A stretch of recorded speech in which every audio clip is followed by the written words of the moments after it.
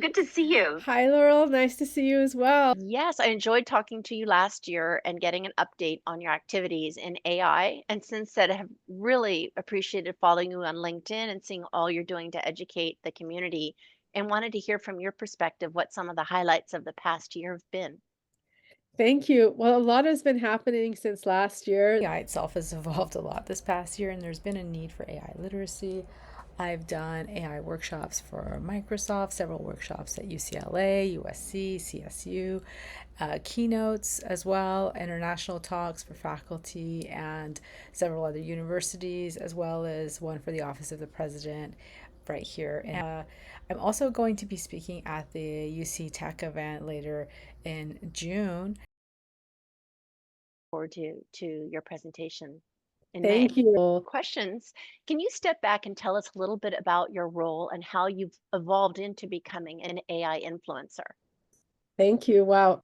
The word influencer sometimes carries it's person's an influencer. I was never setting myself out to become an influencer of any kind. It was mostly just experimentation classroom with students who were really curious to why, language models are different from knowledge models.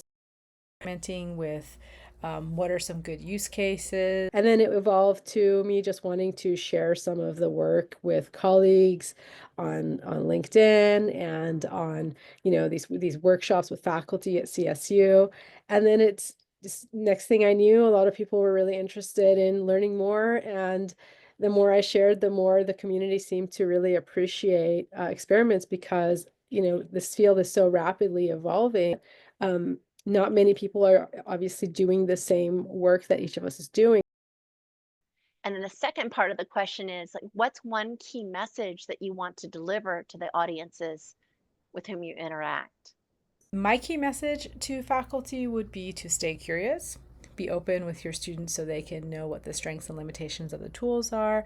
Try something to encourage critical thinking and be open really to the idea that it might solve a persistent problem.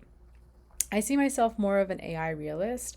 I'm take a more centrist view in the way that not everything needs an AI solution. A course on AI and critical thinking this past year where my students made their own AI tools. Do use AI in a responsible way, and it can actually help students think more critically about problems. And it's led me to teach AI across multiple different disciplines, as well as being able to help faculty try out different use cases. I think I'm actually working on and trying to do myself in the background, and we can create a reliable source for people.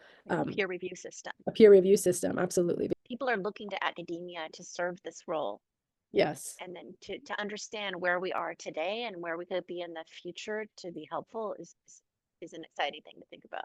I think so too. An opportunity for academia, who knows in the future to be able to create would be great.